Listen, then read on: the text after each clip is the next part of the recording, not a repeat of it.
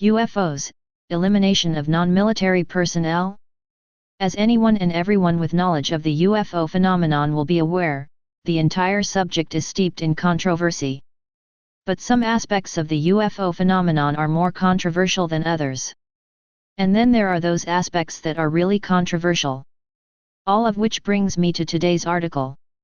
In 1997 I interviewed the well-known British UFO investigator, Jenny Randles, regarding a strange series of events she found herself in, back in late 1986. It was a very curious saga involving allegedly classified documents, dead aliens, crashed flying saucers, and much more. It all began in October 1986, when Randles came into contact with a man who had then recently left his employment with the British Army. According to the man, he had in his possession a large stash of still classified material on UFOs that he had acquired under very controversial circumstances. Well, despite the nature of the story, Randles agreed to meet with the man named Robert at a location in the English town of Ecclesiastes, which wasn't at all far from where Randles lived. Also along for the meeting with Robert was Peter Hoff, a friend of Randles and a fellow UFO investigator. The story that Robert told was as remarkable as it was inflammatory. Roughly a year or so earlier, an American individual, employed by the U.S. military and working at Wright-Patterson Air Force Base, Dayton, Ohio, came across the computerized files while engaged in repairing one particular system at the base. And we're not talking about just a few pages of material. According to what Robert told Randles and Hoff, the number of pages was huge. The man allegedly printed around 600 pages of material, which wasn't even anywhere near the overall total. It turns out that allegedly the man in question was friends with Robert's commanding officer in the British Army, the two having met on an exchange program. Fearful about what he had got himself into, the computer specialist gave the hundreds of pages of material on those aforementioned crashed saucers and alien autopsies to the CO. It wasn't long before there was disturbing news. The specialist was killed in a car accident, supposedly while under the influence of booze. Back in 1997, when I spoke with Jenny Randles about all this, she told me, Robert's CO explained that he was due to take on a new position with the British Army and he needed to offload the UFO files. Was Robert the man for the job? He certainly was. At first, Robert found the whole thing exciting. High-level secrets concerning Uncle Sam's collection of deceased ETS, alien technology, and more all dominated Robert's amazed mind. But, it wasn't long before reality set in and Robert went from being excited to deeply worried. After all, if the files were the real deal, then Robert was in potential, deep you-know-what. It was this worry that led Robert to approach Randles, with a view to handing the material over to her. It was a plan that failed to work.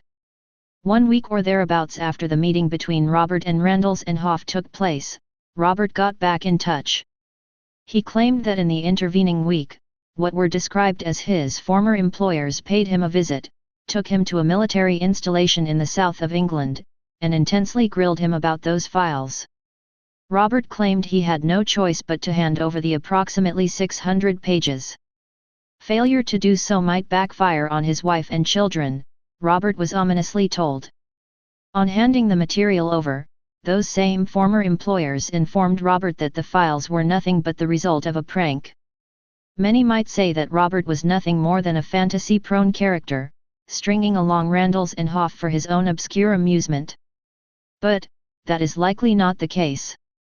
Randles, having been on the receiving end of conspiratorial tales in the past, elected to do a bit of digging into Robert.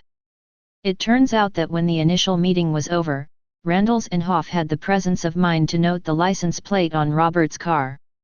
They then shared that number with a trusted source in the British police force, who agreed to run the number through the force's database and see who it belonged to.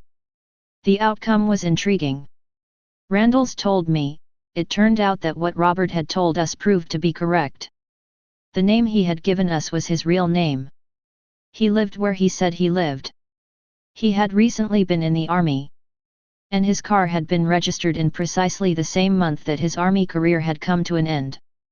And there's something else, too, one of the documents contained in the vast stash of material was titled Elimination of Non-Military Personnel.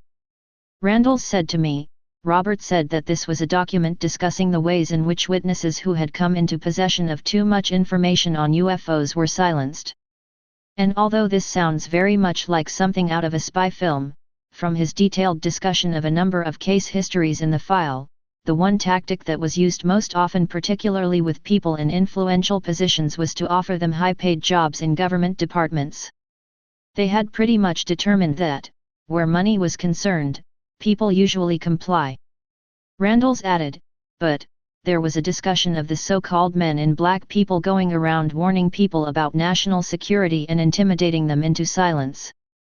However, Robert told us that this tactic was only used on those whose instability was considered to be significant enough that, if they ever told their story publicly, it would not be considered credible. Then there was one final tactic: if financial incentives didn't work, and instability wasn't relevant, there was always termination. Robert stressed to Randalls that this last resort tactic was rarely ever used, primarily because of the dicey and fraught nature of trying to make a murder look like a suicide or an accident. Was Robert a definitive Walter Mitty? Might he have been telling the absolute truth? Or, was he possibly an unwitting player in some strange mind game of a psychological warfare nature? Almost 30 years later, the questions still linger. Stay paranoid, my friends.